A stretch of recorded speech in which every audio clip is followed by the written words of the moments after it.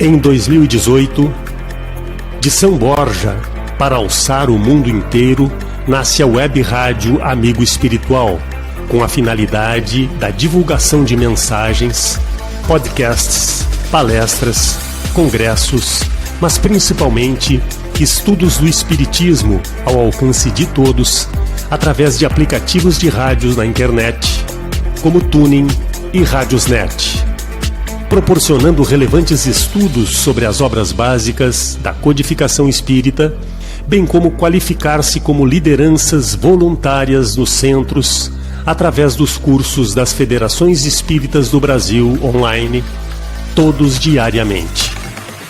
Ondas de luz no ar. No ar, 24 horas divulgando a valorização da vida. Um convite ao autoencontro com o nosso amigo espiritual Jesus.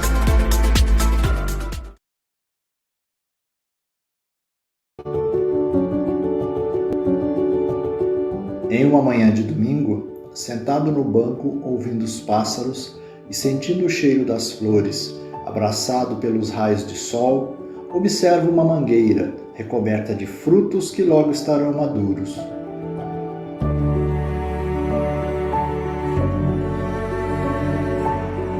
Neste instante, uma fruta cai ao chão e penso: essa não vai amadurecer. Por alguns instantes, ainda em pensamento, a natureza foi injusta com esse fruto, afinal, perdeu-se todas as possibilidades. Ao olhar a fruta caída ao chão, percebi que ao seu lado um caroço se transformava em uma nova árvore. Mesmo sem jeito, tive que admitir: a natureza é sábia.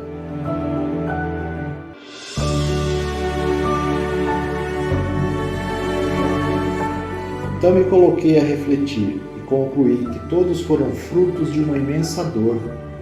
Imagine como foi para a árvore ver as flores lindas e cheirosas caírem e se transformarem em um fruto meio estranho no início, que começa a ficar bonito novamente. Ela o perde. Perde ou apenas devolve? Sim, algo que veio dela, mas não lhe pertence. Essa mangueira foi castigada pelo vento frio, calor, e às vezes falta d'água, mas se manteve firme e cumpriu seu papel.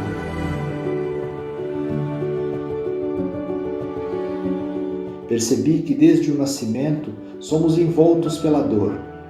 Quando uma mãe abre as portas da vida para o seu bebê através de seu ventre, ela grita, chora, mas logo se envolve por um sorriso que a tudo abranda.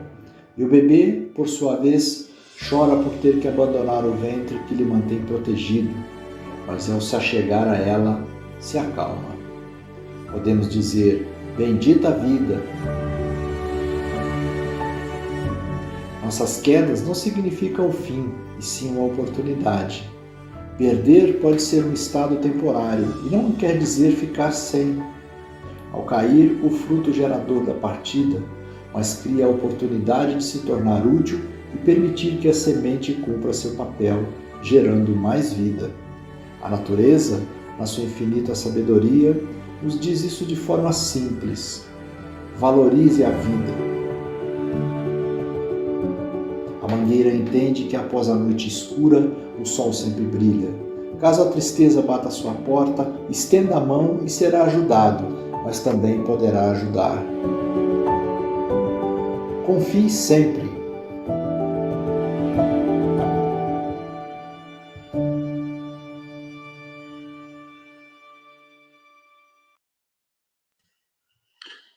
Muito boa noite, meus amigos em toda parte no Brasil e fora dele, aos inúmeros amigos em toda parte. Com que satisfação estamos aqui com o nosso programa semanal 9h30 das quintas-feiras. Hoje, dia 30 de setembro, o último dia do mês de setembro de 2021. Amanhã adentramos o mês de outubro. E é com grande alegria que aqui estamos dando continuidade a essas lives que se iniciaram com a pandemia, se solidificaram e ofereceram a todos nós a oportunidade de diálogo, de conhecimento, de intercâmbio, de interação por toda parte. Hoje já não há mais limites. Podemos nos encontrar, interagir com amigos, estudiosos, pesquisadores de todos os lugares que trazem as suas experiências. Desta forma, a nossa saudação a você que está conosco. Muito boa noite, e hoje teremos a oportunidade de conhecer o Gustavo Ramalho, que ele é conselheiro Lafayette, Minas Gerais, natural de Barbacena, 37 anos e atuando no movimento espírita daquela cidade, conselheiro Lafayette, em Minas Gerais. Vinculado ao Grupo Espírita Paz, onde coordena o Departamento de Orientação Mediúnica daquela instituição. É com muita alegria, pois, que trazemos até nós o convidado da noite, o nosso Gustavo Ramalho. Boa noite, Gustavo, bem-vindo, obrigado pela sua disposição. Boa noite, Orson, boa noite, queridos irmãos e irmãs em Cristo que estão conosco aqui, nos acompanhando. Que Jesus nos abençoe nessa noite de bate-papo, que seja muito instrutivo e que nós possamos sair desse bate-papo com algumas informações que não tínhamos ontem.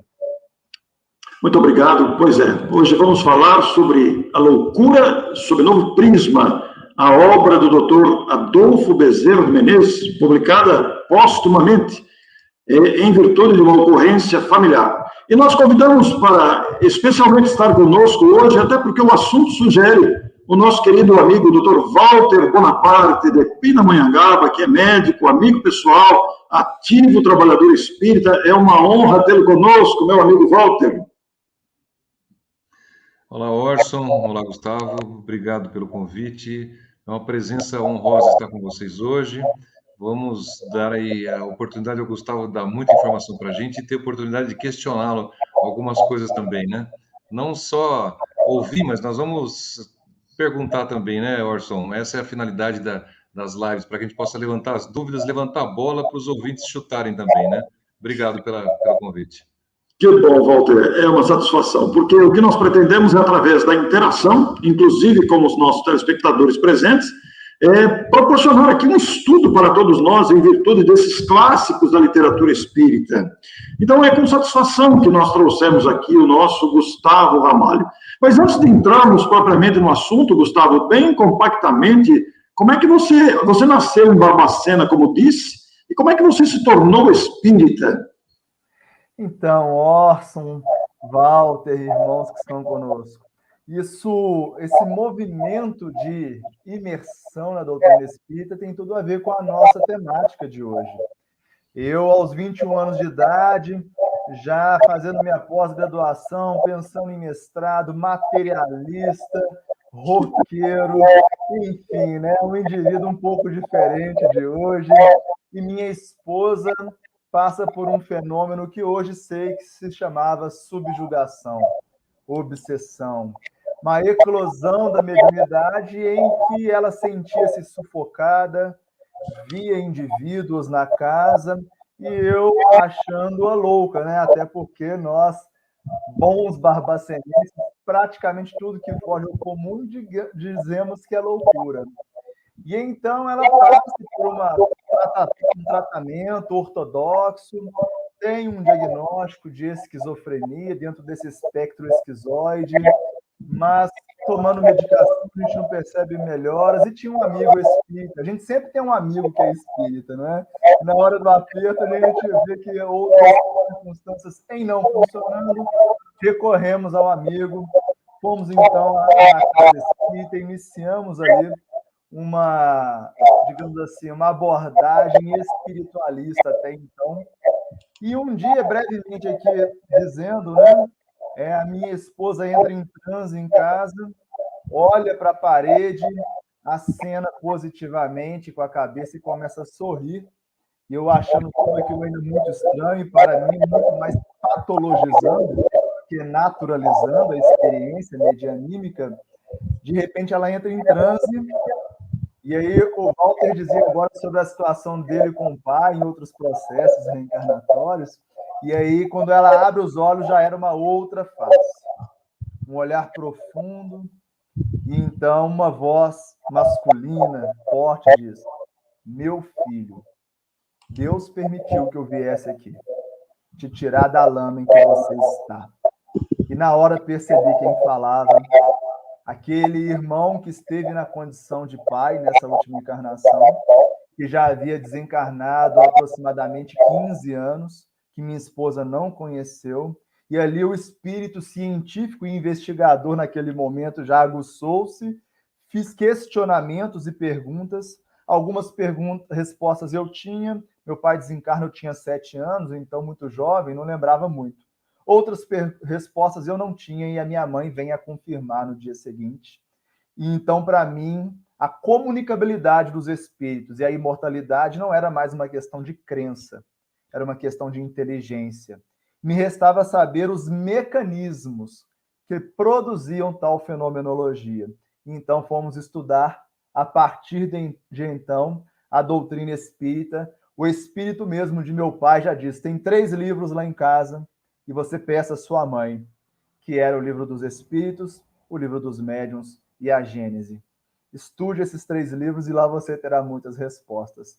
Então, acho importante, te agradeço a oportunidade de falar sobre isso, Orson, para que as pessoas entendam, inclusive, muito do nosso prisma, pelo qual vemos a doutrina espírita, dentro do seu tríplice aspecto, trabalhando sempre em conjunto com estes 3 aspectos, e mostrando que o espiritismo, enquanto ciência experimental, segundo o professor Kardec assim preceitua no preâmbulo do livro que é o Espiritismo, de fato demonstram os fatos, e a partir daí nós vamos estudar os mecanismos das leis que regem essa fenomenologia. E assim, desde então, tenho estudado e tenho tido, de uns anos para cá, a grata possibilidade de, com os nossos poucos préstimos, colaborar aí na divulgação dessa bendita e santa doutrina.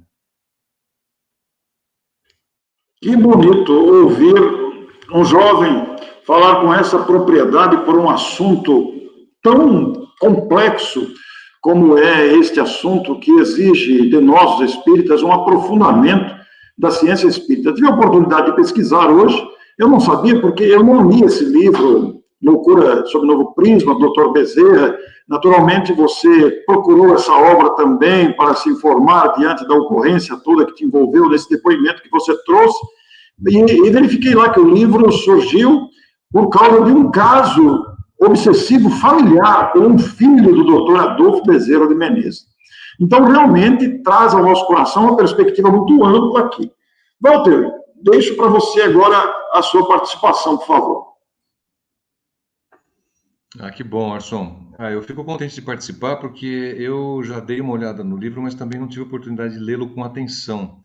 A atenção que realmente merece, é uma obra profunda e que só a história do início desse livro, em que ele escreveu o livro e o como foi e o sofrimento que o Dr. Bezerra teve com a perda de tantos filhos, né? Acho que o Gustavo vai comentar talvez na biografia dele, e também o caso obsessivo. Eu acredito que ele, como médico, como uma figura assim muito preponderante na ciência, pertencia a diversas academias, como a gente viu na biografia dele.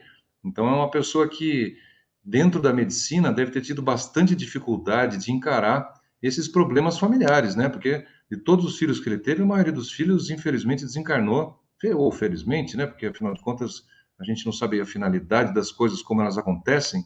Então, eu retiro o meu infelizmente ou felizmente, eu simplesmente é uma citação de que ele perdeu diversos filhos, e a gente sabe como pai, e agora como avô também, não sei, né? Agora é diferente a minha posição, né, Orson? Agora eu e o Orson estamos ali de um lado para cá, o Gustavo está para lá, né? Então já tem uma divisão um pouco maior, já entrei numa outra etapa. Então, quando a gente pensa nisso, você pensa o sofrimento de tantos filhos que desencarnaram, e mais a obsessão tão importante do seu filho, que dizem predileto, ou seu primogênito, talvez, né, tão importante. Então, a gente acredita que essa obra realmente foi fruto de muita pesquisa, além de toda a inspiração que o Dr. Bezerra teve, né?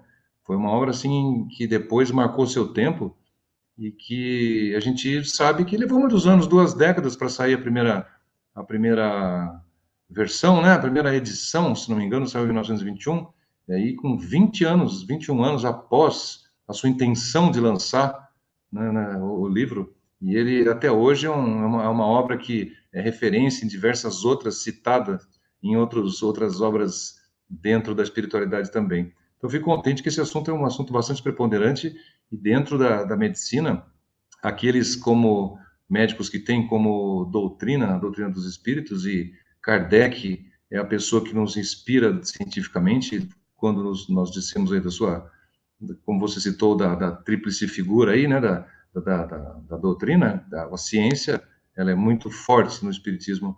Então, a gente fica contente de participar desse assunto, é um assunto que, no dia a dia, nos traz muitas aquisições, com certeza. Muito bem. Gustavo, diante da ocorrência familiar que você citou da esposa, e depois você disse que a gente sempre tem um amigo espírita que nos encaminha, né? Você buscou a literatura específica. E nessa busca da literatura específica, até para entender o fenômeno da obsessão, tão bem tratada por Kardec em O Livro dos Médiuns, e naturalmente com a obra do Dr. Bezerra, A Loucura sob um Novo Prisma. E para aqueles que estão habituados com a literatura espírita, sabem que esse novo prisma vai trazer a ocorrência de influências espirituais. Como é que foi esta comparação, esta conclusão, essa análise que você fez do comportamento da esposa, a comprovação de uma outra inteligência através dela e os estudos efetuados nas obras de Kardec e também na descrição dolorosa do Dr. Adolfo Bezerra de Menezes com o primeiro filho, que, aliás, desencarnou antes que ele. Então, Orson, você falou uma coisa muito importante.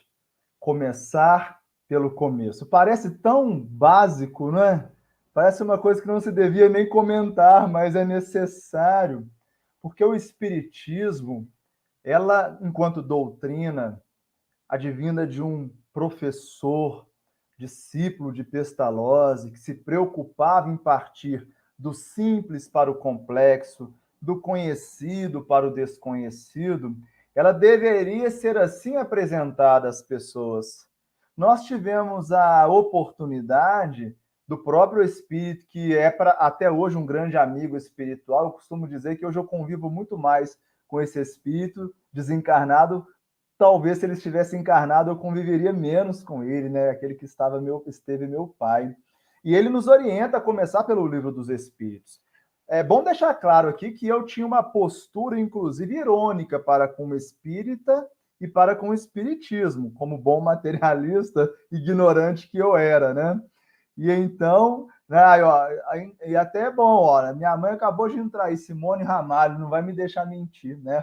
E aí, então, ela me oferta esses 3 livros. Minha esposa normalmente está por aí também. É bom que eu falo assim, eu conto e as pessoas estão aqui para me dar esse subsídio, essas pessoas que participaram. E quando eu peguei o Livro dos Espíritos, eu, obviamente, fui começar pela introdução, né? Apesar de que muitos irmãos começam pela questão 1, né? Está todo mundo querendo ir para a questão, né? Que é Deus, né? Vamos lá. E então se esquecem da introdução. E Allan Kardec, ele inicia a introdução com o neologismo, criando o termo espiritismo, diferencia de espiritualismo, e no primeiro parágrafo da primeira obra, na introdução, ele escreve: diremos, pois, que o espiritismo tem por princípio a relação entre os homens e os espíritos. Isso me chamou muita atenção. Portanto, é o objeto de estudo do espiritismo tal relação. E era aquela problemática, né, que eu passava naquele momento, essa relação entre os espíritos e os encarnados, criando, no caso, né, específico, uma pseudopsicopatologia. Né? E aí eu entendi a partir desse ponto que aquela era a doutrina que eu deveria abraçar para a vida e que ali eu poderia entender o que estava acontecendo. E então, né, obviamente, fomos ler a obra de Allan Kardec, aquela coisa bonita de quando a gente conhece, aquele enamoramento, né, que a gente vai, né, se nutrindo, e depois a gente volta com calma, estudando. E então, quando eu fui ler A Loucura sob o Novo Prisma, já muito tempo depois, orientado por um outro amigo espiritual que já havia nos convidado para começar o trabalho junto aos pacientes do Holocausto Brasileiro em Barbacena, um trabalho científico que temos feito de 5 anos para cá, de buscar os ascendentes espirituais dessas circunstâncias, fazer o que o Hermínio Correia de Miranda chama de arqueologia espiritual, tentar entender quais as causas levaram ao efeito Holocausto brasileiro. Então, quando eu fui ler Loucura sob o Novo Prisma, eu percebi uma coisa muito bonita que eu ainda não tinha percebido sobre Bezerra de Menezes. Ele é muito mais que o médico dos pobres. É óbvio que esse adjetivo é bonito. Médico dos pobres. Isso demonstra o caráter, a envergadura moral. Mas ele era espírita, no melhor sentido do termo. E então eu fui verificar que Bezerra ele se respalda em 2 itens do livro dos médiuns. E ali ele encontra uma maneira de aplicar nas suas dificuldades enquanto médico e enquanto pai aquilo que ele, na medicina ortodoxa, não conseguia encontrar.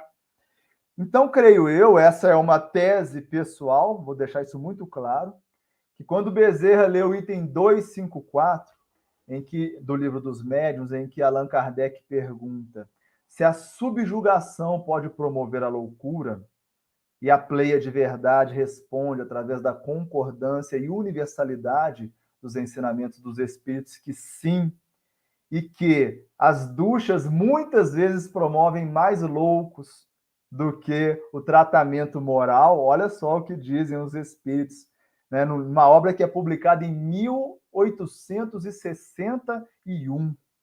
Pensa bem. Lá já se falava sobre a terapêutica adequada para a subjugação. E então, na questão 284, 30 itens depois, né, no livro dos médiuns, Kardec pergunta se poderia se moralizar o indivíduo, o espírito de alguém vivo, que é algo muito interessante, poucos espíritas conhecem ou falam sobre isso, a moralização do espírito de um vivo. O que Kardec queria dizer? O que vem a ser o espírito de um vivo? É quando, no fenômeno da emancipação da alma, esse espírito ainda encarnado manifesta-se através de um médium. E isso foi testado na Sociedade Parisiense de Estudos Espíritas entre outubro de 1859 e fevereiro de 1860. Portanto, um ano antes da publicação do Livro dos Médiuns. E Kardec apenas aqui está, de maneira didática, em perguntas e respostas, trazendo algo que já havia sido testado, experimentado na Sociedade Parisiense. E lá, nas revistas espíritas de janeiro e março de 1860, estão esses artigos, com 3 casos de colaboradores associados da Sociedade Parisiense que se manifestam através de um médium enquanto estava em casa, trazendo informações legítimas que comprovavam a autenticidade daquela inteligência. Então, Bezerra, imaginamos nós, quando lê isso, diz, bom, 2 coisas. Podemos aqui tratar com o evangelho, a evangelioterapia, moralizar o subjugado, para que esse sintoma, que seria a loucura, seja extirpado, porque nós vamos atuar na causa. E aí nós podemos recordar aqui, e obviamente Bezerra estudou, e deve ter sido chamada a atenção dele, para a questão 274 do Livro dos Espíritos agora. Orson, fique à vontade, Walter, se achar que eu estou metralhando muita coisa. Às vezes o pessoal fala assim, Gustavo, você começa a falar, né? Fiquem à vontade se quiserem interromper ou comentar, tá? E me perdoem aqui se eu vou falando, mas aqui, como bom mineiro, a gente vai falando, com uma xícara de café, então viramos à noite. Mas na questão 274 do Livro dos Espíritos, Allan Kardec faz uma pergunta que julgamos muito importante. Ele pergunta se há no mundo espiritual hierarquia de poder. Ele pergunta assim, tem quem manda e tem quem obedece? E os espíritos respondem, sim, há uma hierarquia e muito grande, mas essa hierarquia ela é moral. Então, na questão 274A, Kardec pergunta, alguns espíritos podem criar subterfúgios a tal hierarquia? E a resposta é, eu disse irresistível. Então, os espíritos dizem que há uma hierarquia moral irresistível.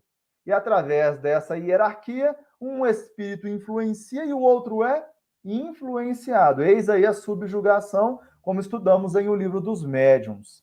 Então, eu entendo aqui, pensando e tentando pensar nesse exercício, como Max, que é o pseudônimo de Bezerra de Menezes, né? Ele assina o livro com o pseudônimo de Max, pensava. E ele entendeu que se ele trabalhasse na moralização do espírito do vivo, em uma reunião mediúnica, em que o paciente se manifestasse através do médium, e esse paciente fosse instruído, deixando claro que na questão 284, ou melhor, item 284 do Livro dos Médiuns, os espíritos vão dizer que, em estado de desprendimento, sem a influência da matéria, esse espírito está muito mais propício a ser moralizado. Olha só. Então, Bezerra coloca tudo isso em prática. Isso é ser espírita. E, a partir daí, ele vai relatar no livro cases de sucesso ou estudos de caso. E, infelizmente, ele deixa claro isso, né? O único caso que não há uma reversão, porque a obsessão já perdurava há muito tempo, é de seu filho. E aí nós podemos pensar o seguinte: a obsessão pede uma terapêutica urgente, mas não apressada, como o próprio Bezerra vai dizer em um de seus discursos, né? Quando ele fala da unificação do movimento espírita, mas urgente. E ali ele explica, a gente pode falar um pouquinho mais sobre isso, aí eu vou contar com a colaboração do Walter, aquela influência fluídica no córtex cerebral, e vai gerar uma neuropatologia, o que antes não acontecia. Portanto, havia uma sintomatologia, mas a nível mental, não a nível cortical, não a nível cerebral, do soma. Então, essa costura que você me pergunta, que nós fizemos, desde o início dos estudos com Allan Kardec até chegarmos na loucura sobre o novo prisma, nos propôs, aqui como bons estudantes e alunos, tanto de Kardec quanto de Bezerra, a testar, a colocar em prática o espiritismo e a colocar e testar o método de Bezerra. E hoje nós temos mais de 100 casos documentados de indivíduos que nos procuram em processos ou de subjugação ou de possessão, como Kardec vai trabalhar na Gênese, e também os pacientes do antigo Hospital Colônia, em Barbacena.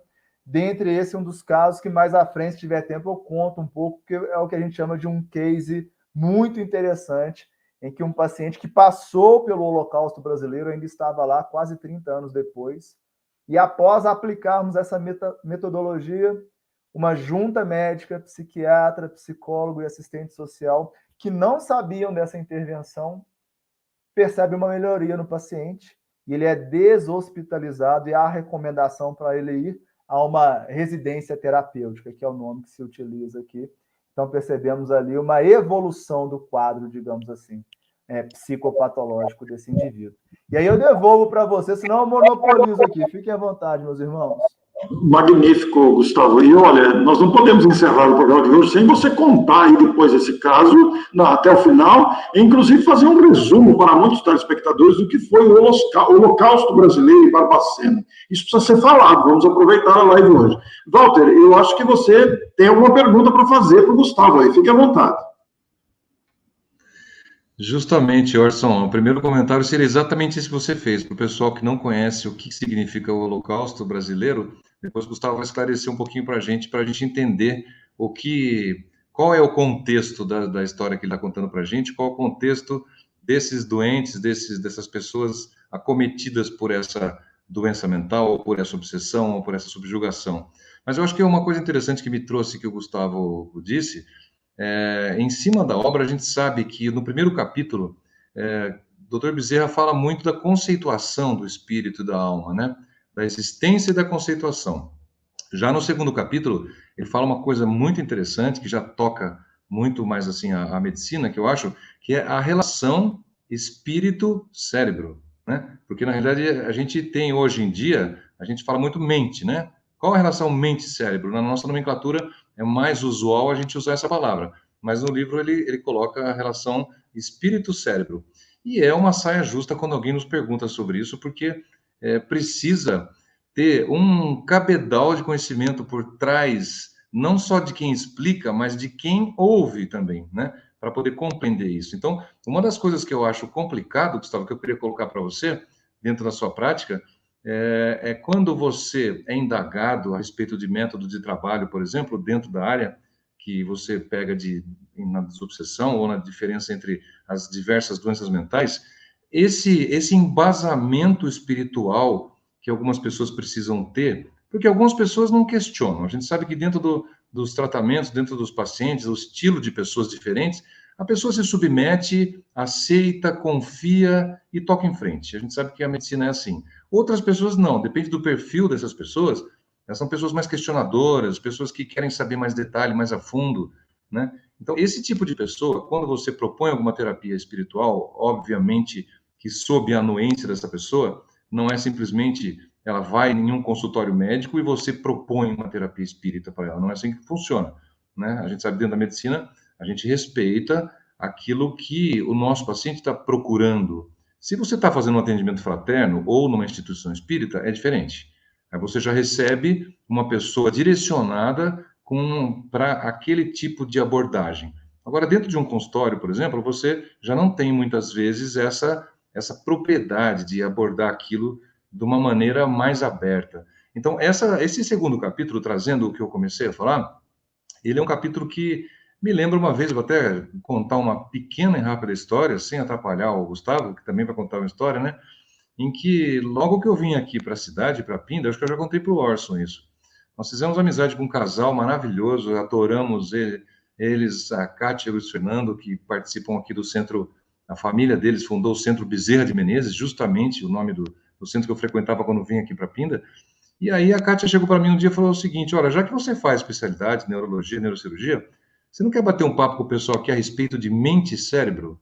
Né? Não, primeiro ela não falou o que era. Eu falei, opa, vamos lá, tá bom, né? Vamos fazer. Qual que é o assunto, hein? Ela falou, a relação entre a mente e o cérebro. Eu falei, pera um pouquinho, você não tem alguma coisa para a gente começar, um capítulo um pouquinho mais tranquilo, né? Por quê? Porque eu me lembrei de que é realmente difícil de você entrar nessa conceituação, ainda mais quando antigos autores também tinham muita dificuldade de separar doenças espirituais de doenças mentais, né? E qual é a primeira causa? A doença mental, Gustavo, será que ela pode ser biologicamente, neurologicamente provocada através de uma obsessão prolongada? Ou será que sempre podemos tratar a parte espiritual e a parte biológica, neuronal vai estar preservada?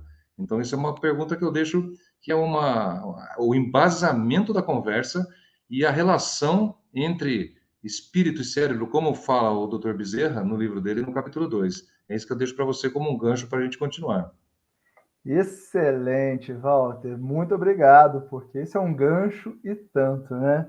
Primeiramente, gostaria aqui de citar e recomendar aqueles que se interessam por esse tema a ler os artigos do NUPS, né? Que é o Núcleo de Pesquisa em Espiritualidade e Saúde, da Universidade Federal de Juiz de Fora. E lá nós temos talvez dos maiores pesquisadores no mundo, Alexander Moreira, que é um companheiro que nós trocamos algumas figurinhas. A Ana Paula apareceu aí de Leopoldina, é uma paciente do Alexander e que nós utilizamos essa metodologia do Loucura sob o Novo Prisma. Ela deu uma boa noite aí. Boa noite, Ana Paula, e tem nos acompanhado. Então, é interessante ver isso, né? Como as pessoas vão entendendo aí dentro do que o Orson e o Walter comentaram. A primeira coisa, não existe um milagre. O Espiritismo ele é muito franco nessa condição de que existem leis, e essas leis, por serem divinas, elas são soberanas. Porém, quando eu conheço as leis, eu deixo só de ser um agente passivo e começo a ser um agente ativo. Eu influencio nessas variáveis. Então, esse contexto mente-cérebro que Bezerra trabalha de uma maneira tão brilhante nesse livro é fundamental para nós entendermos uma grande discussão. O cérebro produz o pensamento ou ele é uma interface, não é? Para que a mente se expresse através dele? E isso é base do pensamento espiritualista e, obviamente, espírita. Porque se nós acharmos que a mente é fruto do cérebro, logo toda psicopatologia tem origem biológica, orgânica. Então nós vamos tratar o corpo, tratar o organismo e, em tese, vamos melhorar, vamos reduzir esse quadro. A grande questão é que muitas vezes nem há como diagnosticar, porque não há um diagnóstico neurológico de patologia, mas há sintomatologia. E aí começam os grandes desafios lá desde Hipócrates, na verdade, né, que tentava extirpar sintomas, ao invés de buscar as causas. E nós vamos perceber que o Bezerra, nesse livro, ele tem uma fala que eu achei maravilhosa. Ele diz: cabe à ciência o diagnóstico e a terapêutica da loucura orgânica. E cabe, olha o que Bezerra diz, ao espiritismo o diagnóstico da loucura por obsessão. E ele explica como saber. Ele vai dizer o seguinte: através da terapêutica da moralização, um tratamento moral, haverá a melhoria do paciente. E saber-se-á que aquilo não era uma loucura orgânica, e sim uma obsessão. Então, nos ensina a fazer, dentro do que o Espiritismo propõe. Primeiro, quero deixar claro, eu não sou médico, está bem? Eu sou espírita, estou aqui falando como espírita. Então, Bezerra ali fala a nós espíritas o seguinte: se a pessoa chega à casa espírita, vai buscar uma terapêutica proposta pelo Espiritismo, então ali você vai oferecer o que o Espiritismo tem. E aqui eu já citei diversas fontes que mostram que são propostas terapêuticas do Espiritismo. Então é importante a moralização do ser. Então a primeira conversa em geral, Walter, Orson, demais amigos que estão conosco, não é função nossa a resolução do processo obsessivo. Porque nós vamos entender, lá com a questão 274, que a hierarquia moral é que vai gerenciar isso. Então, a proposta nossa é auxiliar o irmão na sua moralização. E dentro dessa nossa metodologia, o que é feito com ele em desdobramento? Há um reforço com o indivíduo em vigília, para que ele, em vigília, tenha algumas temáticas que foram trazidas, muitas vezes ligadas a processos reencarnatórios, e que possam ser trabalhados. E o que a gente está observando nesses 100 e poucos casos catalogados é que, exatamente o que Bezerra diz, quando o indivíduo está acessível à moralização, nota-se a sintomatologia diminuindo. E aí a outra questão que o Walter trouxe é a obsessão, perdurando por muito tempo, pode gerar uma desorganização biológica. E aí é exatamente o que aconteceu com o filho de Bezerra. E eu gosto muito da abordagem de Jorge Andréa, quando ele trabalha das correlações espírito e matéria, e da teoria corpuscular do espírito, do Hernani Guimarães de Andrade. Nós procuramos embasar esse trabalho também com esses dois pesquisadores, e eles vão demonstrar que há regiões do inconsciente em que aquilo que está em desarmonia com a lei divina, em um momento precisa emergir dentro de uma proposta psicanalítica chamada catarse. Então, essas psicopatologias, e aí explica-se um amigo espiritual que vai dizer, ou vai definir loucura como locus da cura, como a possibilidade dessa emersão de um inconsciente, de personas que estavam em desarmonia com a lei divina, o que Jorge Andréa chama de núcleos em potenciação, e que é exteriorizado através do corpo físico, que é mais ou menos repetir o discurso de Gabriel Delany e de Leon Denis. Gabriel Delany ele vai falar, né, no Espiritismo perante a Ciência, que o corpo físico é como um mata-borrão para o perispírito. Ou seja, nós vamos ali exteriorizar essa matéria mental, assim André Luiz chama, né, o pensamento, no livro Mecanismos da Mediunidade, essa matéria mental. Nós vamos curar o corpo perispiritual e nós vamos ali projetar e aí se perdurar por muito tempo essa projeção de matéria mental deletéria, uma desorganização cerebral. Só algo que eu particularmente gosto sempre de dizer. Às vezes as pessoas dizem o seguinte: não, mas algumas doenças, elas são físicas.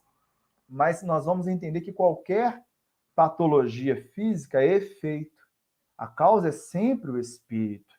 Podemos ver em André Luiz, em Evolução em Dois Mundos, quando ele vai dizer assim, lá no capítulo 2, ele estuda o perispírito, ele diz assim: para se compreender o corpo perispiritual, que inclusive ele cita Kardec na Gênese, ou ele estuda Kardec quando na Gênese pede para a gente estudar o espiritismo.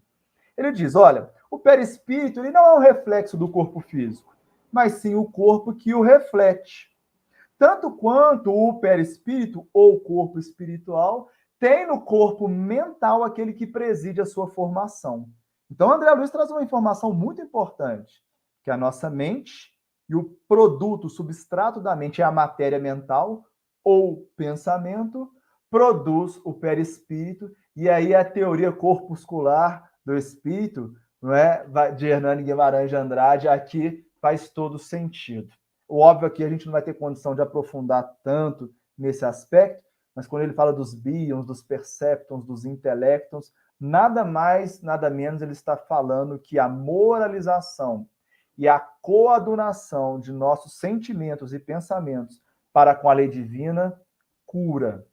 E Jesus sintetizou dizendo, tua fé te curou. O Emmanuel, no livro Pensamento e Vida, por exemplo, né, ele vai falar no capítulo 27, ele diz assim, podemos garantir que todas as doenças têm ascendentes na vida mental. Olha só, o Emmanuel ele bate o martelo. E ele vai dizer também no Consolador, na questão 95, se eu não me engano, que saúde para o homem na Terra é a perfeita harmonia dos órgãos. Mas, para nós, no mundo espiritual, saúde é a perfeita harmonia da alma. Se eu estou em perfeita harmonia, eu tenho que estar em perfeita harmonia com algo, que seria a lei divina. Então, basicamente, essa nossa metodologia que procura fazer com que a matéria mental, substrato da mente, influencie o cérebro, portanto, já diferenciamos mente e cérebro, visa dar a essa matéria mental uma qualidade que promoverá, a depender de cada caso, das leis divinas que não nos cabe e não temos condições de entrar nesse meandro, um restabelecimento maior ou menor da sintomatologia. Então, é por isso que nos sentimos muito à vontade quando as pessoas chegam à casa espírita, somos muito claros quanto às regras do jogo. Olha, vai depender da sua transformação moral. Nós vamos fazer a nossa parte e, obviamente, Deus e a espiritualidade sempre faz a deles. Agora, cabe ao indivíduo esse esforço por se melhorar. E o que nós temos observado epidemiologicamente é que, conforme o indivíduo busca essa transformação moral, o resultado ele tende a ser também melhor. Não sei se expliquei ou compliquei, Walter, e se deixei algo aí a desejar, fique à vontade de fazer uma réplica, posso responder, o Orson também, demais amigos de casa, estou aí à disposição. Eu tenho uma pergunta a fazer, mas não sei se o Walter quer acrescentar alguma coisa, Walter. Depois eu volto, se você quer acrescentar algo.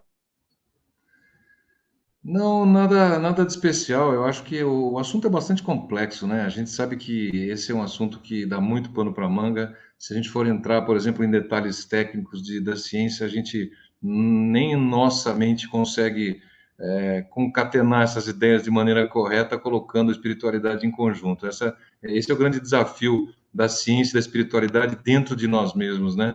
Então, a gente sabe que o caminho apontado é esse. Agora, a partir do momento que a gente vê, por exemplo, o Dr. Bezerra de Menezes tentando fazer a diferenciação, uma distinção de loucura moral com loucura psicológica ou perturbação da faculdade anímica, a gente sabe que fica meio difícil da gente conceituar também. Mas eu acredito que, em suma, assim, só para acrescentar com relação ao que o Gustavo falou, eu me lembrei da história de Lucas, que esses dias me pediram para falar a respeito de Lucas, o apóstolo, médico, né, formado no Egito, na Alexandria. Então, para quem não sabe, Lucas era filho de escravos, né? E ele tinha aí a faculdade da cura e nem sabia por que isso acontecia. E ele foi patrocinado por um tribuno romano para fazer medicina na Alexandria, na época a melhor faculdade do planeta desenvolvido, vamos dizer assim, né? E uma das coisas que se acentua na história de Lucas é que os seus mestres faziam com que ele tratasse o ser como um todo. Olha lá, tá vendo? O ser, né? Tratamento da alma por completo, isso, do Caldwell. E então os mestres de Lucas traziam para ele, e na época tinha muita discussão a respeito de doença mental, né? Porque a doença física era muito incipiente a ciência, então a doença mental era bastante estudada, né? Junto com a misturada até, né? Junto e misturado com a filosofia. Então esse grande médico de almas, como mostrou o Gustavo, ele fazia exatamente isso, ele aprendeu com seus mestres o tratamento da alma, né? E não a consequência da doença, e sim a causa. Então a gente trataria o comportamento, trataria o espírito como primeira ordem, e não as suas complicações. Apenas para complementar isso que eu me lembrei quando você falou, eu volto para o Orson, então, no nosso bate-papo aí. Ô, Gustavo, nós estamos aqui com vários dirigentes espíritas assistindo aqui ao vivo, outros que assistirão gravando, muitos deles dirigentes de reuniões mediúnicas que se deparam com as dificuldades da desobsessão no atendimento a espíritos em complexos processos de culpa ou de obsessões, etc., né? Você sabe que esse é um assunto bastante complexo e é um aprendizado permanente para os esclarecedores de reuniões mediúnicas, até porque se deparam não só com a dificuldade dos espíritos comunicantes, mas também com a dificuldade dos médiuns, que antes de serem espíritas e médiums são pessoas humanas, com as suas carências, dificuldades que nos caracterizam a todos, né? Então, eu quero perguntar para você, com toda a sua experiência de prática, e vou juntar aqui o comentário que o José João fez aqui, o assunto só é menos complexo para quem nasceu em Barbacena, né, Gustavo? JEP de Conselho, Lafayette. Então, o que você diria a esses grupamentos mediúnicos que estão nos assistindo aqui, a dirigentes e participantes de reuniões de desobsessão, de educação mediúnica também, ao se depararem com esses casos complexos que vocês têm aí, pelo que nós percebemos, né, Walter, uma vasta experiência no trato com a questão, e você trouxe um assunto empolgante, um pouco esquecido, que é o livro do Bezerra, que essa experiência que o Bezerra fez, aliás, ele foi estudar o assunto para ajudar o filho, se deparou com a terapêutica espírita, o que naturalmente é a motivação desta live aqui hoje. Então, aproveitando inclusive o comentário do seu amigo José João aí, gostaria que você também se dirigisse aos dirigentes de reuniões mediúnicas aqui presentes, uma vez que você coordena o departamento de orientação mediúnica da instituição a que se vincula. Essa é uma questão fundamental. Orson, só o Gustavo só esqueceu de passar para a gente o Holocausto brasileiro, hein? Nós faremos isso, mas ao final não vamos embora sem essa explicação hoje. Ah, com certeza. Será um prazer contar um pouco aí da história e da cidade que nos recebeu nessa encarnação.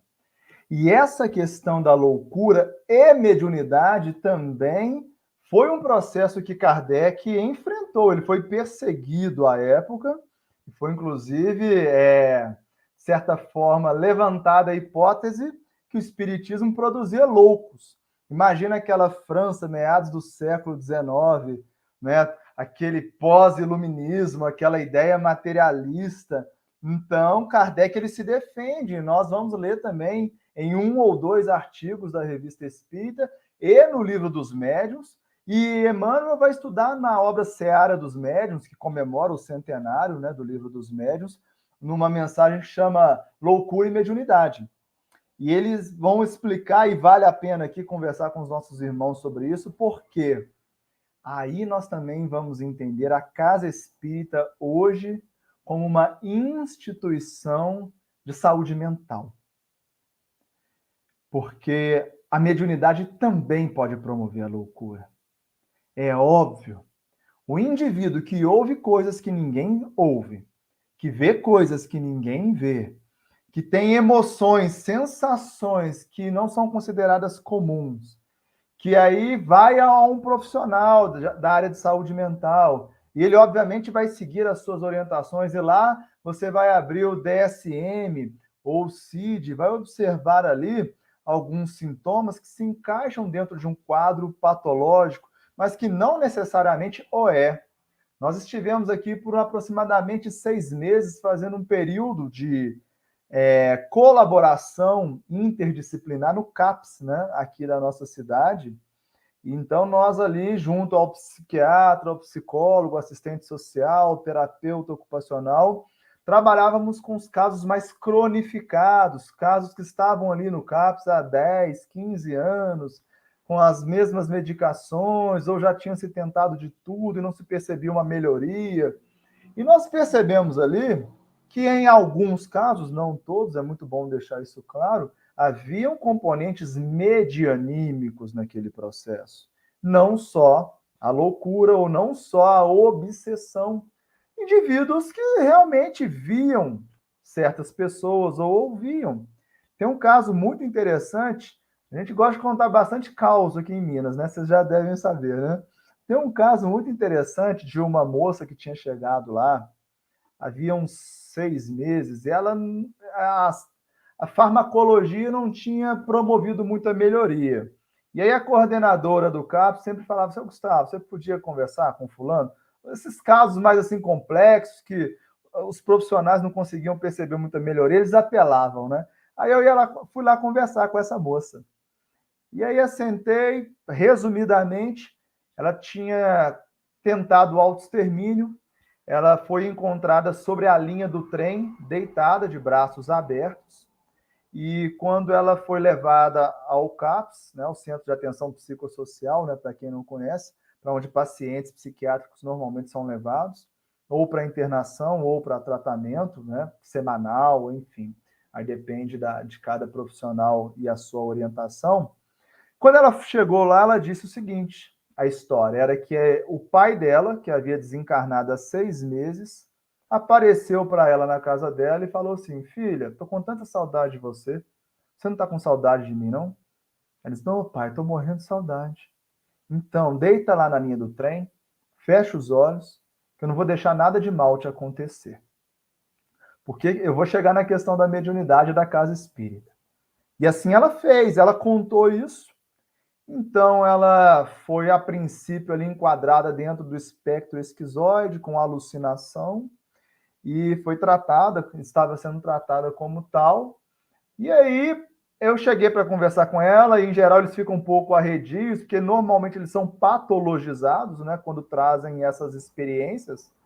E a primeira coisa que eu falava era, seja lá o que for que você contar para mim, eu vou acreditar. Não se preocupa comigo, eu não sou doutor, não sou nada. Eu estou aqui e quero te ouvir. Me tenha como um irmão. E aí ela contou. Aí eu pergunto a ela o seguinte, você tem filho? Ela disse, sim, tem. Você pediria seu filho para se colocar embaixo de um trem? Para que ele ficasse com você? Ela, de jeito nenhum, doutor Cruz, credo. É aquele perfil bem típico mesmo. E eu disse, pois é, você acha que seu pai faria isso contigo? Aí eu perguntei a ela, você tem alguma religião? Ela disse, eu sou católica. O que está escrito na Bíblia? Demônio não tem 1000 faces, que pode nos enganar, usando, obviamente, a teologia adequada a ela. Ela é mesmo, doutor, não tinha pensado sobre isso. Aí eu disse a ela, uma coisa eu te garanto, não é seu pai. Quem é, eu não sei. Eu só sei que essa pessoa existe. Então você vai fazer uma coisa. Essa semana você vai voltar para casa e você vai, quando seu pai aparecer, se ele aparecer, você vai perguntar quem é ele, que ele não é seu pai, nada. Pai, que pai é esse que vai mandar o filho entrar debaixo de um trem? Que amor é esse? Seu pai te amava? Claro que amava, doutor. Então não é seu pai. E assim ela fez. Aí na outra semana, eu chegando já, estacionando o carro, ela já vem assim, destrambelhada, correndo, nem desci do carro, doutor, você não sabe o que aconteceu. Na hora que meu pai apareceu, eu falei com ele, o doutor Gustavo falou que o senhor não é meu pai, nada. E aí, ele mudou de forma. Ficou com a capa toda preta, escura assim. Agora eu chamei ele de capa preta. Falei, é? Ok, então nós vamos saber quem que é esse capa preta, que ele não pode ficar aí na sua casa te incomodando, mentindo para você. E aí, né, resumindo, falei, ó, você vai voltar e se ele aparecer, você vai perguntar quem que é ele, o que ele está fazendo na sua casa. Gustavo, de onde você tira essas ideias? Allan Kardec, o livro dos médiuns. Tá lá. O que fazer quando se vê um espírito? A resposta é, pergunte quem é ele, o que está fazendo ali, no que pode ajudar. É isso, gente. Aí, né, tão prática, que a gente coloca pouco em prática. Por isso que eu acho maravilhoso o que Bezerra fez nessa obra. Ele colocou em prática o livro dos médiuns, basicamente. E aí, na outra semana, ela volta dizendo o seguinte, ó, doutor, ele falou que era o fulano tal, né, não vou falar o nome aqui, e que ele morava naquela casa, e que eu estava aqui na casa dele, que ele queria me tirar dessa casa. Fomos buscar com a assistente social os dados, e de fato existiu aquela pessoa, era o nome, tinha morado naquela casa e havia desencarnado há algum tempo. Então a conclusão da junta médica foi, olha, não é uma alucinação, é uma informação verdadeira. E aí eu disse, né, eu sou meio atrevido, nós poderíamos testar, diminuir gradativamente a medicação para ver o que acontece? Fato é que ela nunca mais viu o capa preta, ela voltou a ter uma vida normal, isso há alguns anos, nunca mais houve esse incidente. Por que eu estou dizendo isso? Porque muitos desses indivíduos, ao invés de ir para o CAPS, vão para as casas espíritas. E como é que nós estamos recebendo esses irmãos? Que são tidos como loucos no seu trabalho, na sua casa. O espiritismo, meio falando em especial os dirigentes de casa espírita, ele nos dá total condição de acolher esses irmãos. O que eu vejo, sabe, Orson, Walter e mais amigos, que muitos dirigentes espíritas estão despreparados por não conhecerem a doutrina que dizem apregoar, apenas colocam esse indivíduo para assistir palestra, ir para a campanha do quilo, fazer sopão, quando deveriam orientá-los, ajudá-los, treinar a capacidade psíquica. Tem um trabalho feito pelo próprio Alexander e o Kardenian, que é da Suécia, da Universidade da Suécia, que mostrou em São Paulo, aí, ó, pertinho de vocês. Foi feito um estudo com 300 médiuns de diversas instituições espíritas, médiuns já educados. O que se concluiu é que o score médium de rigidez mental, de sanidade mental, desses indivíduos médiuns é maior que a média populacional. Então, eles apresentam menos sintomas schneiderianos, transtornos dissociativos de individualidade, que tem hora e tem lugar para o fenômeno acontecer. Então, veja como é importante essa função da casa espírita de acolher, orientar, educar e treinar a capacidade medianímica, no que nós hoje chamamos de despatologização da mediunidade. E isso só é possível se nós dermos a oportunidade do irmão treinar, se moralizar e compreender essa ciência. Como é que Allan Kardec começa o livro dos médiuns? Na introdução, dizendo que os óbices que se dá na prática do espiritismo é devido à ignorância dessa ciência. Então, as dificuldades estão na ignorância. Qual o antídoto da ignorância? O estudo, o conhecimento das leis dessa ciência, que é a mediunidade. E aí nós vamos ver, e eu já vi isso acontecer várias vezes. Nós temos um curso no Grupo Espírita Paz, há quase 6, 7 anos, já passou mais de uma centena de indivíduos que chegaram lá, muitos deles com diagnósticos. Conversei com muitos dos psiquiatras e psicólogos que trabalhavam com esses pseudopacientes, e grande parte deles hoje são médiuns, que não têm mais a sintomatologia, que o fenômeno tem hora e tem lugar para acontecer. E eu acho que esse é um trabalho que é muito importante ser feito pelas associações médico-espíritas, né? Aqui nós temos em Minas Gerais grandes colaboradores, né? O Jaider, né? O Roberto Lúcio, tem o Fabrício, enfim, tem uma série de psiquiatras que já estão começando a fazer esse trabalho. E que nada melhor do que demonstrar com dados do que ficar só teorizando, senão fica aquela conversa, eu sou espírita. Não se trata disso. Mostrar dados, e é isso que o nosso grupo se propõe, Orson e Walter, mostrar dados com acompanhamentos, laudos dos psiquiatras, dos psicólogos, e não só uma ideia da fé, mas a ideia dos fatos com o acompanhamento dos profissionais ligados à saúde mental, que demonstram que o treinamento, isso Kardec já fala, lá no Livro dos Médiuns, da capacidade mediúnica, muito mais do que incorrer na loucura, previne a loucura. É o contrário. Olha como o conhecimento espírita ele é fenomenal e vai ajudar nessa ideia da loucura sob o novo prisma, que Bezerra, né, trabalha experimentalmente com maestria. Walter, gostaria de fazer algum questionamento? Tem uma pergunta aqui do Sérgio Totti de Bauru.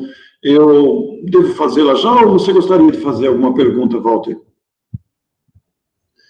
Não, Orson, não. Foi muito esclarecedor o que o Gustavo nos trouxe.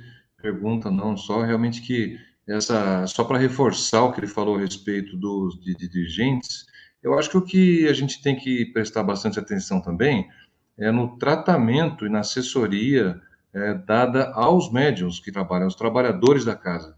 Muitas vezes a gente percebe que são pessoas, muitas vezes não, sempre são pessoas como nós, que têm dificuldade. Nós somos os próprios trabalhadores e temos nossas dificuldades, e às vezes, por termos esse trabalho e essa responsabilidade grande, às vezes não é fácil para a gente externar uma dificuldade. Então, você pode ter alguns médiuns trabalhando em dificuldades pessoais, sem que ninguém saiba, e que ele não pode fazer um atendimento fraterno, muitas vezes, porque ele próprio não se sente à vontade, porque ele é médium, ele trabalha na obsessão, existe um pouco do nosso orgulho, do nosso ego que fala mais alto também, e acaba não procurando ajuda. Então, só queria destacar, lembrar esse aspecto, que as pessoas precisam trabalhar de maneira sã, né? Então, a sanidade mental daquele que trabalha e trata, como é um médium numa sessão de desobsessão, por exemplo, é vital para que a coisa dê certo. Senão, com certeza, nós teremos pessoas problemáticas, como todos somos, sem conseguir resolver a problemática daqueles que nos procuram, né? Isso é bastante complicado, só lembrando esse aspecto. Realmente, a fala do Gustavo apenas traz em evidência o que a gente já sente no próprio movimento, dirigentes despreparados. É uma realidade essa em todo o Brasil, são pouquíssimos os grupos que se preocupam. Inclusive o Sérgio Totti aqui, ele vai fazer esse questionamento, Gustavo. Gustavo, você não acha que o espírita lê muito, mas estuda pouco? E essa é uma das dificuldades do desenvolvimento. E o José João acrescenta aqui, Sérgio, instrução nem sempre é sabedoria.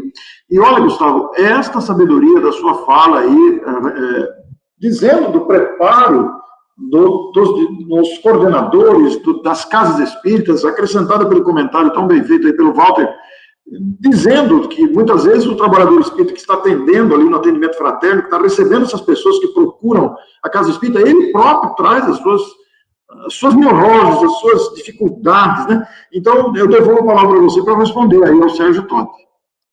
Sérgio, esse seu comentário ele é muito interessante. Eu diria que se o espírito estiver lendo muito, ainda está bom, né?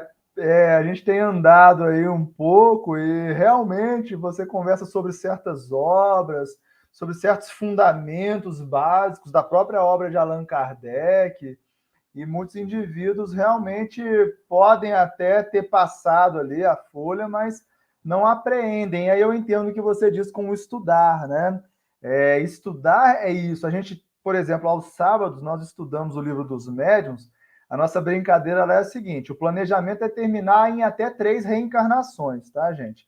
Então, nós vamos item por item, pegamos um item, ficamos ali 1h30, cada um faz a pergunta que quer, tira a dúvida, questiona, né? Eu não entendo assim, eu penso diferente. E é isso, gente. O espiritismo é isso. Kardec se reunia com seus pares para isso.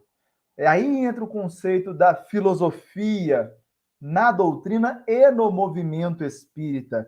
O livre pensamento, a capacidade que nós vamos ter do diálogo, né? Lembrando da etimologia do termo, é a construção do logos, do conhecimento, entre 2 ou mais pessoas. E é por isso que eu gosto desse formato em que nós estamos aqui, o diálogo. E aí cada um vai trazer sua experiência, sua dúvida, e o estudo, como o nosso irmão colocou mais acima, assim acontece.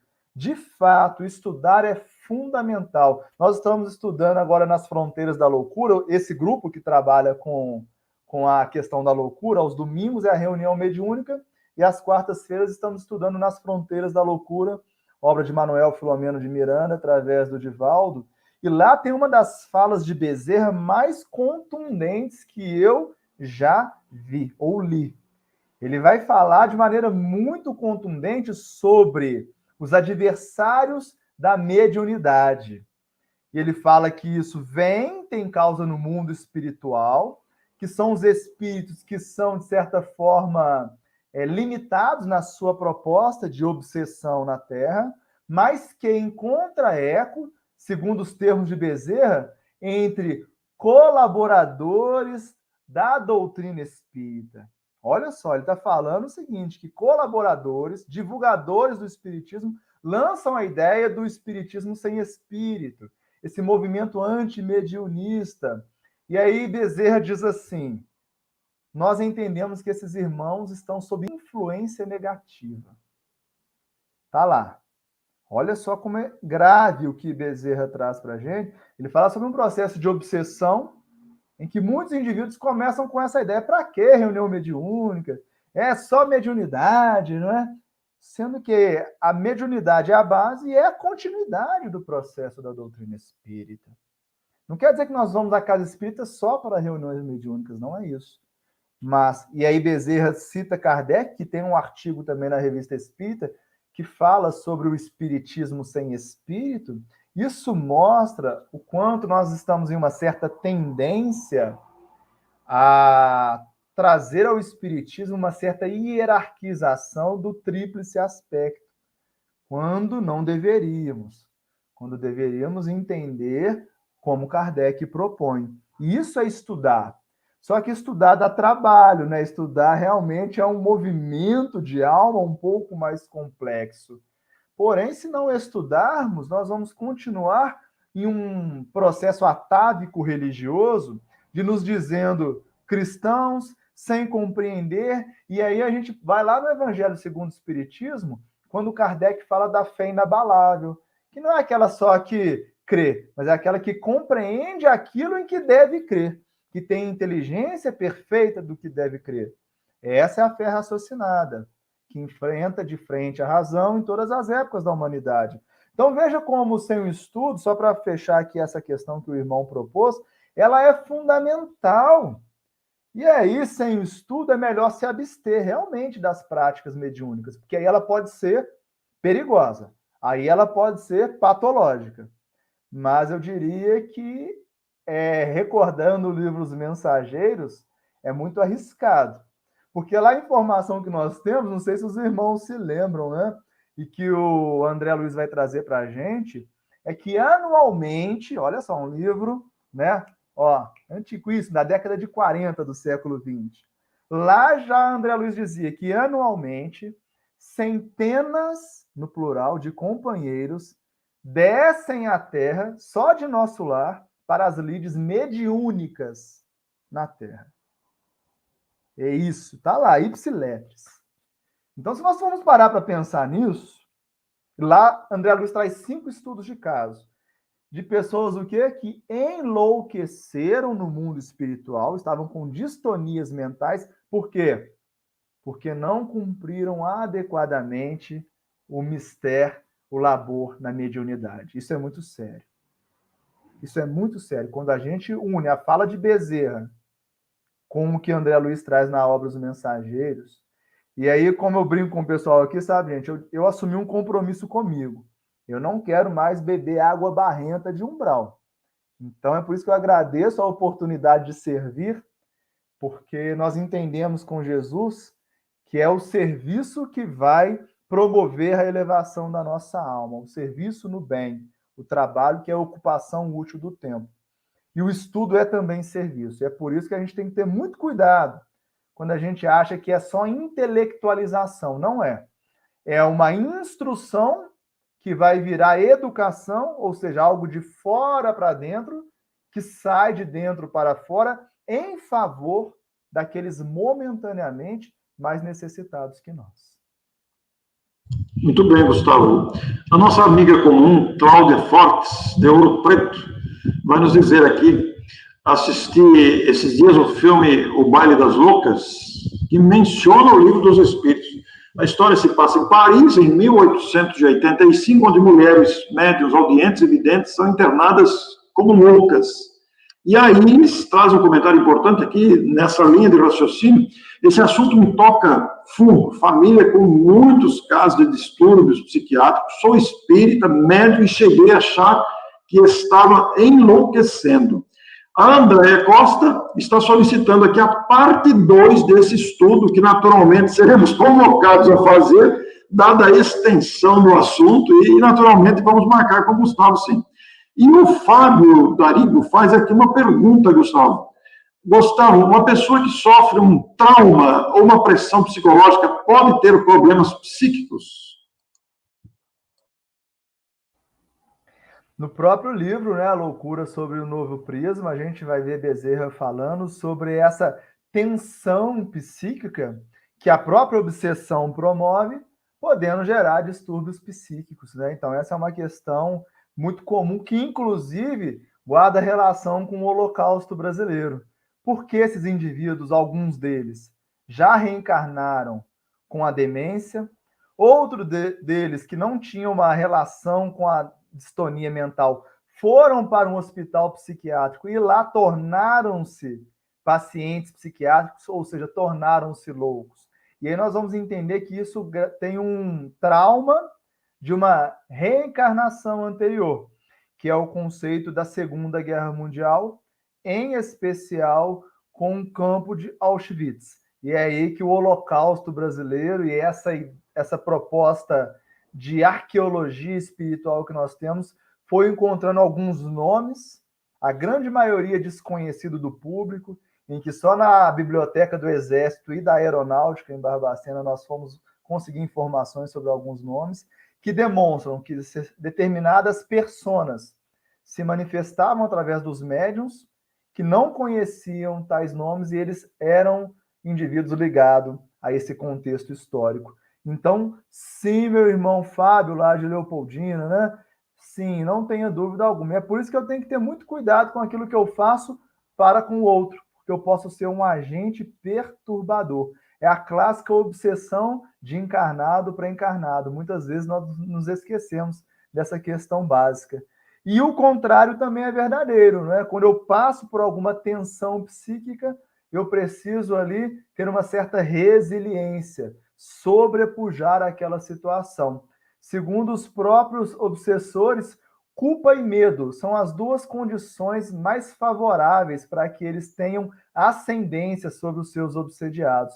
Então, para a culpa, auto-perdão, né, perceber-se como alguém que se equivocou, arrependimento e reparação. Quando a gente lê o Código Penal da Vida Futura, no Céu e Inferno, por exemplo, nós vamos perceber isso, como é terapêutico arrepender e reparar. E para o medo, fé. Mas não é a fé que eu acredito, é aquela que o William Crookes traz. Eu já não digo que é possível, digo que é fato, né?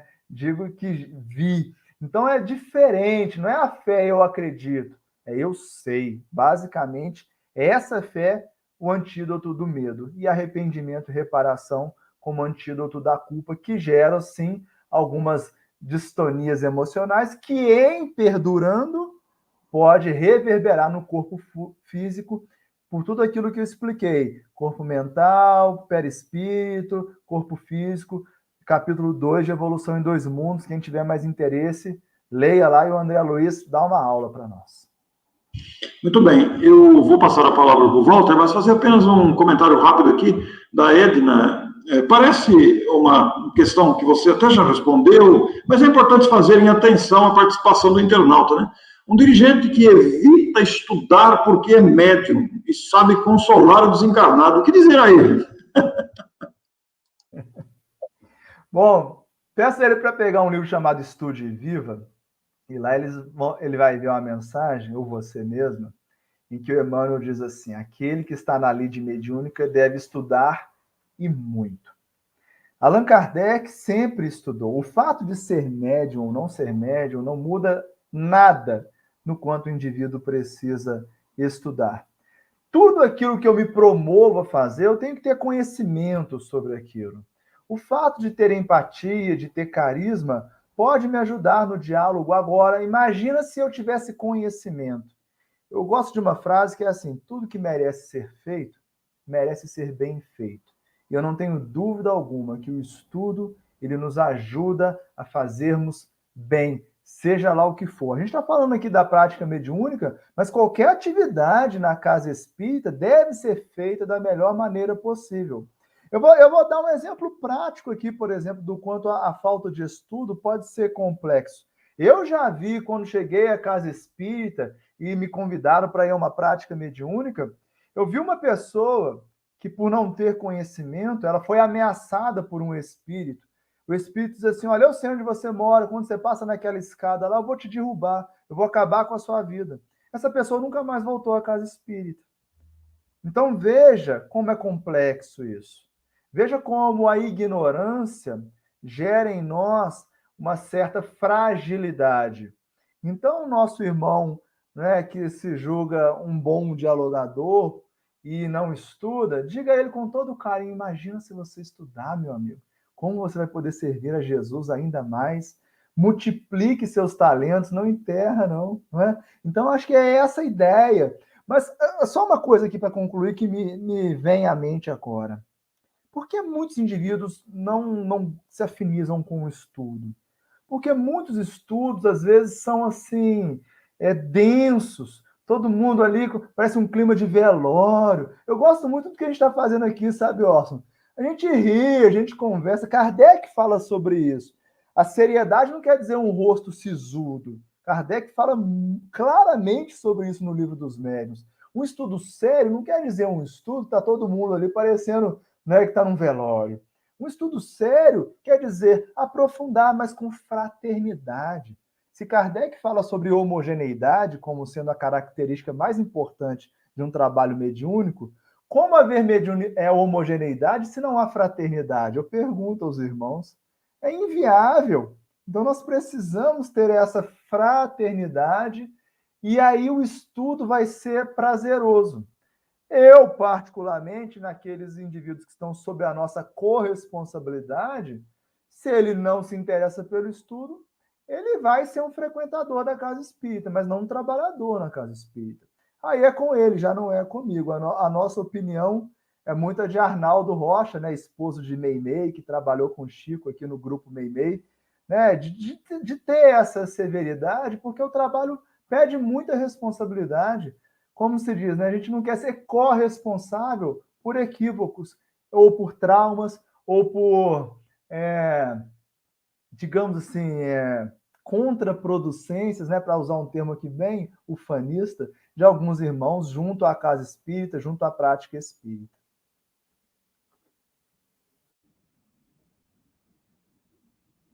Muito bem. Devolvo ao Walter. Walter, por favor, fique à vontade.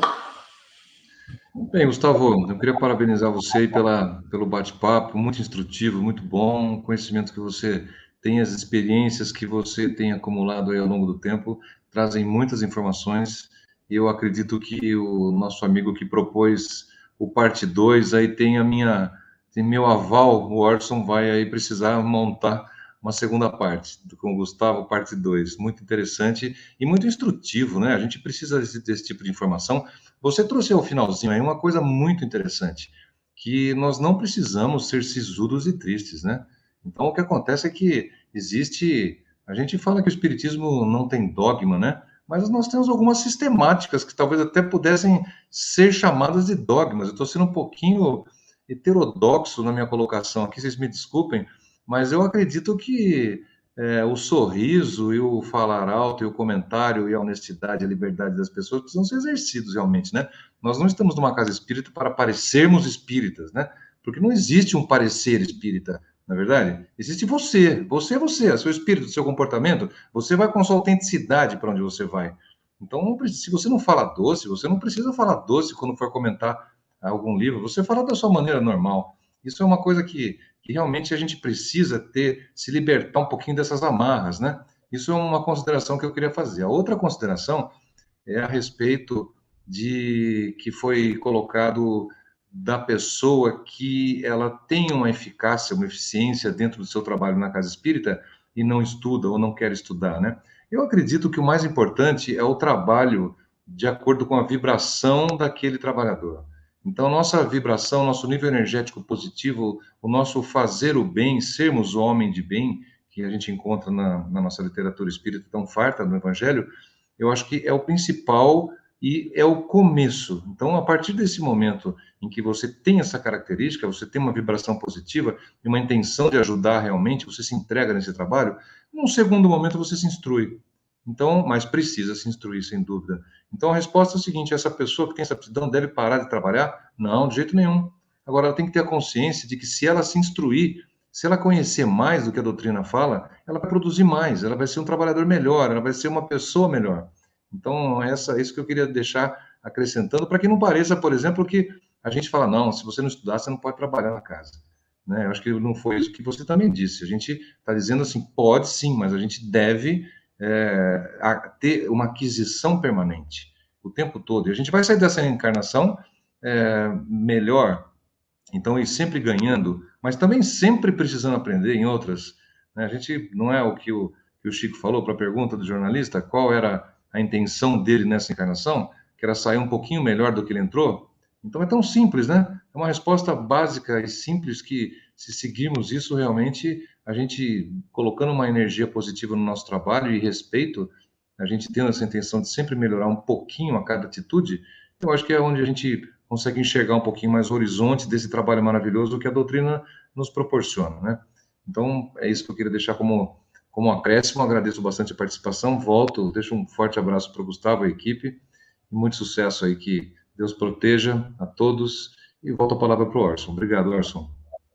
Obrigado, Walter. Ô, Gustavo, nós estamos com 1h20, mas eu gostaria que você contasse o caso do Holocausto de Barbacena, mas eu vou acrescentar aqui, não sei se você vai conseguir encaixar, são duas questões. O Luiz Cláudio, de Itatiaia, será que o Gustavo poderia nos falar, se ainda houver tempo, se você achar que vai tomar muito tempo, a gente deixa uma parte 2, um pouco sobre a fascinação. Por quê? Nós gostaríamos de priorizar aqui o Holocausto Mineiro de Barbacena, até porque nós prometemos no começo da live, né? Então, Luiz Cláudio, se não der tempo de responder hoje, fica para a parte 2. E até porque o nosso Gustavo vai contar um caso que prometeu contar hoje, né? Mas eu acrescento aqui, gostaria de ouvir o Gustavo falar sobre o caso do irmão paraplégico nessa encarnação e o Holocausto Mineiro. Então, trazendo aqui o Holocausto e o caso do irmão paraplégico. Então, eu deixo para você aí, a Andréia pediu isso, né? Para que você, se decidir falar sobre fascinação hoje, eu deixo para a parte 2 e já entrar no caso do Holocausto para a gente encerrar. Tá joia. Bom, vamos lá. Vamos àquilo que é a temática de hoje, né? E sem dúvida alguma será um prazer estar com vocês aqui outras vezes. É uma grande alegria poder aí ampliar, né, nosso leque de amizades, de fraternidade. Então, para aqueles que não conhecem, o Holocausto brasileiro aconteceu entre os anos 30 e 80 do século XX, 1930 e 1980, mais especificamente, e era um hospital psiquiátrico, considerado um hospital psiquiátrico de elite, inclusive, em Barbacena, que devido à altitude, assim como Petrópolis, tinha-se a característica à época de lidar ou auxiliar no tratamento das emoções, né, daqueles que estavam ansiosos, melancólicos, deprimidos, enfim, aqueles que eram considerados pacientes, né, psiquiátricos à época. E então, por ter uma estrutura grande, começou-se a enviar ali pacientes, né, psiquiátricos e outros nem tanto. Resumidamente, depois de um tempo, ali tornou-se literalmente um local em que todos aqueles que eram indesejados na sociedade eram para lá enviados. Tanto é que a expressão que aqui em Minas é muito comum, não sei se em São Paulo vocês conhecem, trem de doido, advém dessa situação. Porque construiu-se uma linha férrea que unia Barbacena a várias regiões do país. Então, nesse vagão, chegava-se os pacientes de todo o país até Barbacena. E aí o que acontecia lá? As situações, eu até comentava mais cedo aqui com o Walter e com o Orson, que aconteciam em Barbacena não quer dizer que eram atípicas. Às vezes dá-se a impressão que só em Barbacena acontecia isso. Mas, de fato, a medicina, à época, as condições sanitárias e a forma como se tratavam os loucos, elas eram muito precárias. Então, basicamente, os indivíduos chegavam lá, por exemplo, dependentes químicos, pessoas que moravam em rua, jovens, principalmente meninas, né, que porventura engravidavam, e as famílias começaram a jogar lá essas pessoas e ficavam lá até morrer, a grande parte delas. E então, num ambiente que era extremamente, digamos assim, difícil de conviver, você passava fome, você passava frio. Para quem não sabe, Barbacena é uma cidade extremamente fria. E você lá não tinha uma vestimenta, você não tinha condições sanitárias adequadas. E tinham, obviamente, os pacientes psiquiátricos, que eram os loucos. Então, todos os dias começaram-se a perceber que pessoas eram retiradas mortas, porque para se aquecerem durante a noite, eles dormiam uns sobre os outros. Eles buscavam na redondeza do Hospital Colônia, né, gramas para fazer de colchão, de travesseiro, de cobertores. E dessas situações chegou-se ao número de 60 mil desencarnes no final do que a gente chama Holocausto brasileiro. Chama a atenção, e aí já fazendo o link com tudo isso que nós percebemos, as condições do próprio campo de concentração, e por isso um psiquiatra italiano, quando visita Barbacena, fala que aquilo ali era quase um campo de concentração, né, devido à história da Europa, que era quase concomitante, se a gente for parar para pensar, né, anos 30, 40, só que Barbacena desenvolveu isso até os anos 80. E aí nós fomos, né, convidados por um amigo espiritual, através de um companheiro de Barbacena, médium, Luciano Alencar, não sei se vocês conhecem, foi aquele que representou a Federação Espírita Brasileira quando foi falar no STF sobre o aborto, né? Então ele ficou mais conhecido, e ele é de Barbacena, por essa atividade junto à FEB. E nós não nos conhecíamos, eu não conhecia o Luciano, nem ele me conhecia, e um evento em Barbacena, do Movimento Espírita, a gente começa a conversar, então um espírito, né, traz essa proposta para nós, para desenvolvermos esse trabalho. Então, um dos casos, que é o caso que eu vou contar aqui, é de um dos pacientes que já estava lá, dentro desse grupo que se montou. Um dos componentes trabalhava na FEMIG, que é o hospital, que existe ainda hoje, opera até hoje, obviamente em condições muito diferentes. E essa funcionária do hospital, uma psicóloga, ela fazia parte do grupo mediúnico. E então, quando nós fomos visitar, o espírito diz assim: vá visitar o Museu da Loucura. Existe lá no hospital hoje o Museu da Loucura. Chegando lá, aproxima-se um paciente do grupo. Nota, os médiuns não participaram dessa visita, apenas os dialogadores participaram. Então chegou um espírito, e ele chegou com a mão assim, fazendo assim, ó, e dizia assim: Coca-Cola, Coca-Cola, Coca-Cola, pedindo dinheiro para comprar Coca-Cola, né? Os pacientes psiquiátricos, em geral, pedem para cigarro, é o mais comum, ele era viciado em Coca-Cola. E ali a gente conversou um pouco com esse paciente, visitamos, fomos para a prática mediúnica logo em seguida. Chegando lá, um médium entra em transe. E a primeira coisa que ele faz, Coca-Cola, Coca-Cola, Coca-Cola. E aí a gente vê a metodologia que Kardec propõe no item 284 do Livro dos Médiuns, e a loucura sob o novo prisma, o método que Bezerra aplicava, já na prática isso. Ou seja, o espírito de um encarnado se manifestando através de um médium. E ali, com o tempo, ele foi tendo maior lucidez. E dentre algumas sessões, o que se descobriu? Esse paciente teve uma primeira experiência que nos foi revelada, e ele foi um indivíduo ligado à Revolução Francesa. Então, ali em 1789, ele participou daquele momento em que os revolucionários ascendem ao poder e começam a guilhotinar as pessoas. Esse indivíduo, chamado Elísio, interessante, né? Champs-Élysées, se a gente for parar para lembrar da Champs-Élysées, ele se chamava Elísio e ele passeava muito ali pelos Campos Elíseos na França. E então ele ali tem uma primeira história em que ele degola muitas pessoas na guilhotina. Ele tem uma lembrança desse processo, assume a persona da época e fala sobre o que acontecia ali. Um dia com mais tempo eu posso contar os detalhes, hoje eu vou tentar ser mais objetivo. Então ele desencarna e aí ele recebe, olha como é interessante, né? Deus é justo, mas é misericordioso, né? Quando ele desencarna, se arrepende do que fez na França, estava muito influenciado pela liberdade, igualdade, fraternidade ou morte, porque muitas pessoas lembram só do lema, parcialmente, da Revolução Francesa. Liberté, igualité, fraternité. Porém, se esquece, ou morte. O que isso quer dizer? Aqueles que não rezavam do credo deles eram degolados, simples assim. Era assim que funcionava. Quando ele se arrepende, ele recebe uma nova oportunidade.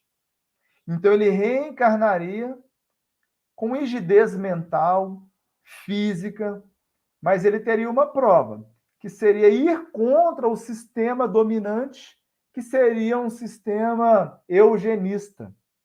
Então, ele reencarna na Alemanha no início do século XX. E qual seria o objetivo dele, ou a prova? Fazer o que, por exemplo, Schindler e muitos outros alemães fizeram. Auxiliar os judeus, entendendo que o nazismo era uma doutrina, né, que não valia a pena ser seguida. Mais uma vez, ele cede ao grupo dominante, o que a gente chama hoje de efeito manada, né? Eu vou com a maioria. E ali ele torna-se um membro da SS e extermina muita gente em Auschwitz.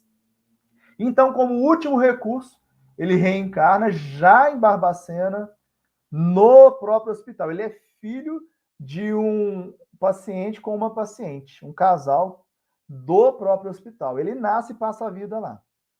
E então, dentro dessa nossa proposta terapêutica, quando ele começa a lembrar disso tudo, ele percebe que aquele corpo que antes ele achava repulsivo era uma bênção.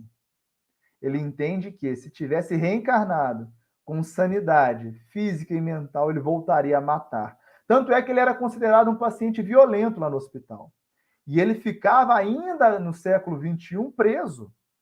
E ninguém entendeu como é que ele saiu e foi lá pedir Coca-Cola para a gente naquele dia. Então, ele era considerado um paciente perigoso, violento ainda. Porque a violência fazia parte dessa alma ainda. E aí, quando ele entende tudo isso, ele começa a agradecer o corpo, ele começa a agradecer a doença e a limitação.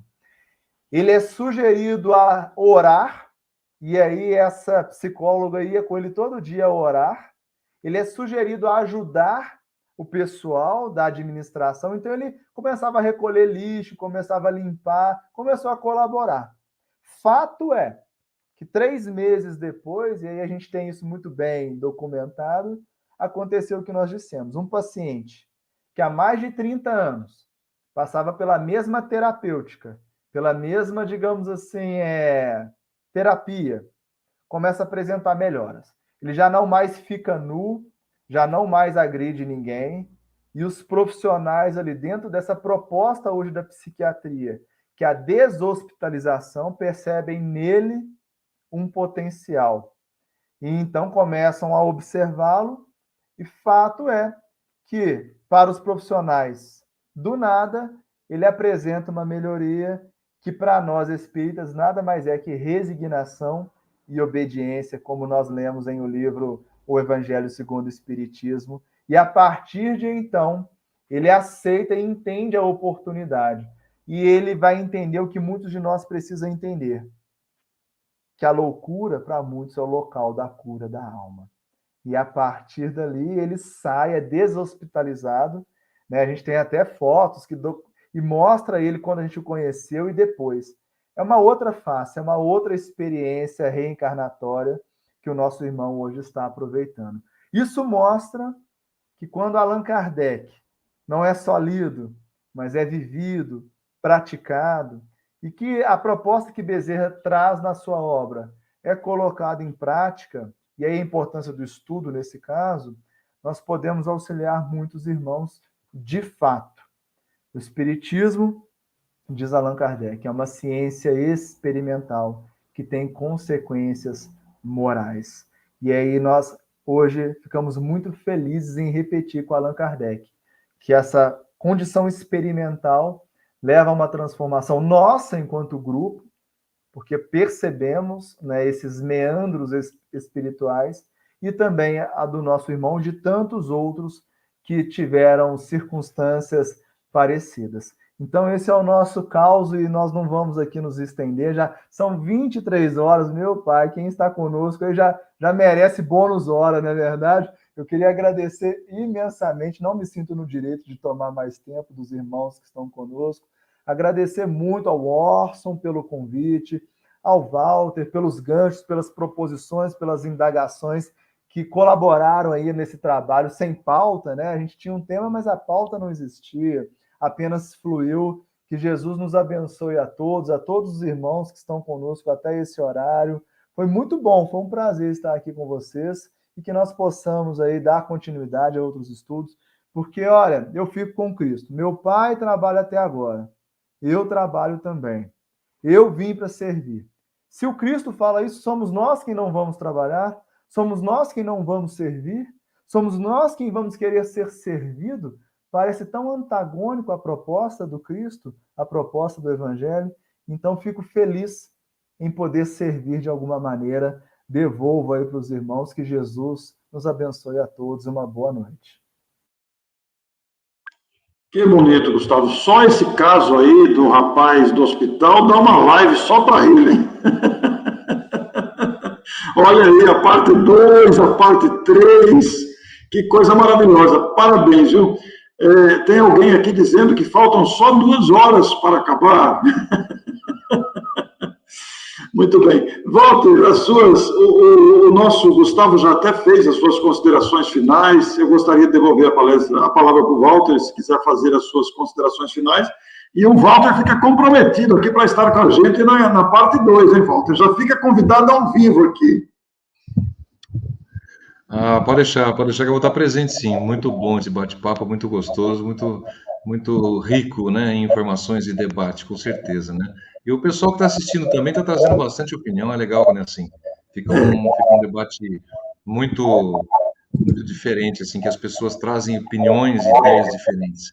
Mas eu só agradeço da participação, e a única coisa que eu me lembrei, quer dizer, me lembrei muitas coisas, mas uma das coisas importantes agora, nesse final desse caos contado, é quando a gente pensa o que significa Brasil, pátria do Evangelho, né?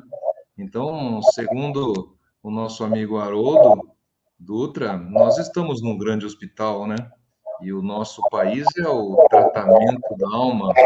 Então, diante disso, nós temos toda a pertinência nesse assunto. Então, estamos realmente falando de um assunto totalmente pertinente, né? Porque não estamos no método Barbacena antigo, mas estamos realmente no Hospital da Alma. Então, isso que significa a pátria do Evangelho, para onde aqueles espíritos devedores foram trazidos para que possamos nos recuperar, e é isso que nós estamos fazendo, né? Então, não adianta a gente espernear e não se conformar, porque a realidade é essa, né, Emerson? Então, boa noite a todos, eu me disponho para uma parte 2 com muito prazer, e deixo um forte abraço para vocês. Obrigado, Orson, obrigado, Gustavo, um grande abraço para vocês. Meus amigos, muito obrigado a vocês, obrigado, Walter, obrigado, Gustavo, obrigado às manifestações carinhosas aqui no chat, intensas, viu, Gustavo?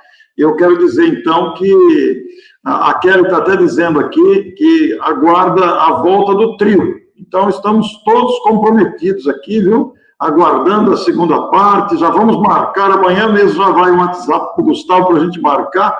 Inclusive, eu quero convidar o Gustavo para uma entrevista por escrito também. Nós temos para a Revista Internacional do Espiritismo e para a revista eletrônica O Consolador, lá de Londrina, que nós somos entrevistadores.